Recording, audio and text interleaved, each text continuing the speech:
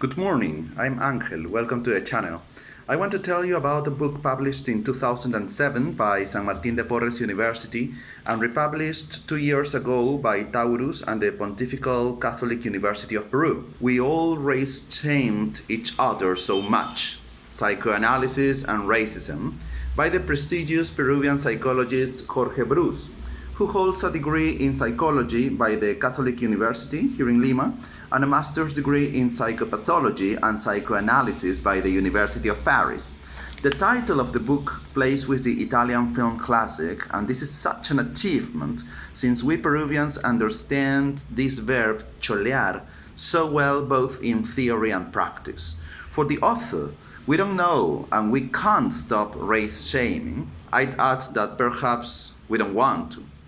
He remembers a conference where he wonders what psychoanalysis can contribute to regarding discrimination, racism, and exclusion in Peru.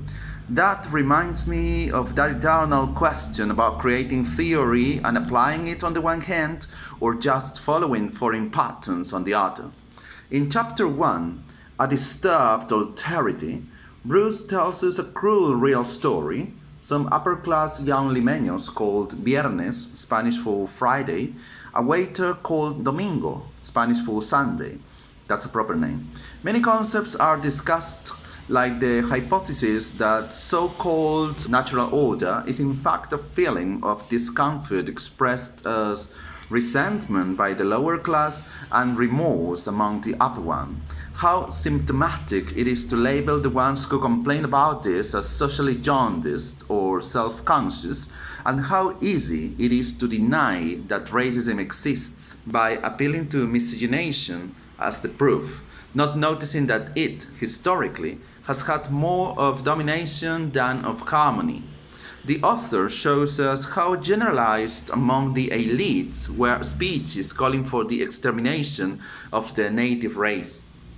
From taking the figure of the aggressor to blend in, Clemente Palma's case, to the experience of Ana Bernuil, Manuel González Prada's wife, defending herself against upper-class Lima girls by using insults depending on how curly their hair was, it's clear that racist insults are among the most hurtful ones. In the second chapter, Racism and Psychoanalysis, the author highlights the fact that racism has been ignored by studies made in Europe and the USA.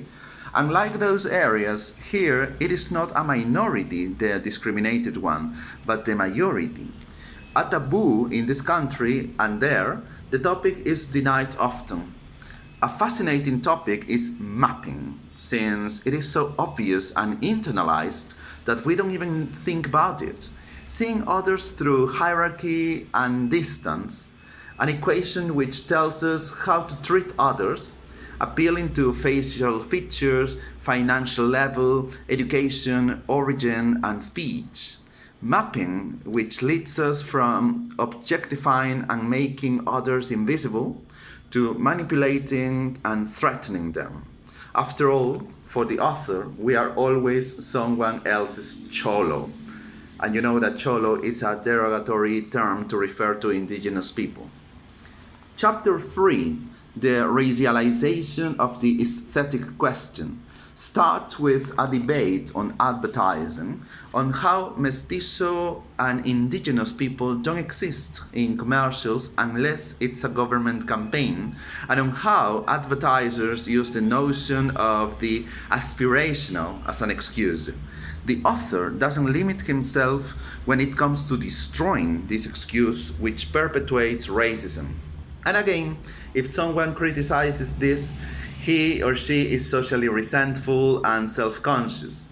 Any of these terms is a favorite among privileged people who don't want to talk about this topic and opt for beating around the bush.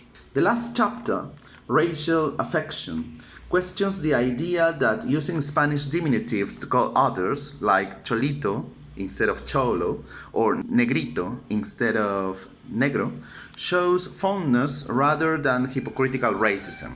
I would have wanted the author to explain what happens if a cholito or a negrito used such terms. That is common in traditional Peruvian songs.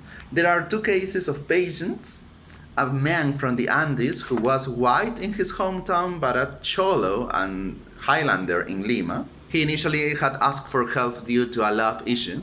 The second case is about a middle-class Andean woman who feels insecure in her Lima-based company job. In both cases, the problem had apparently nothing to do with race, but race appears anyway.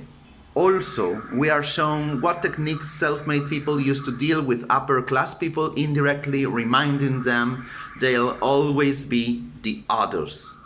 Due to these, as well as many other cases, the author criticizes his Peruvian colleagues since they have denied the topic of racism and, if seldom mentioned, it has been to play it down or deny it, appealing to a neutrality which the author says does not exist.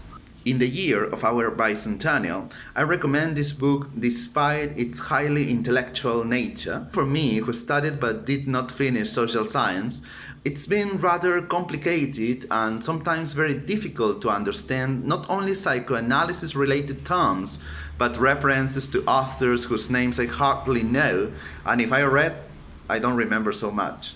The author is aware of this and faces the dilemma of not sounding pompous or patronizing, so he shows us a glossary which more or less successfully helps us, as well as an impressive bibliography which shows how well the book has been written, a book both uncomfortable and necessary.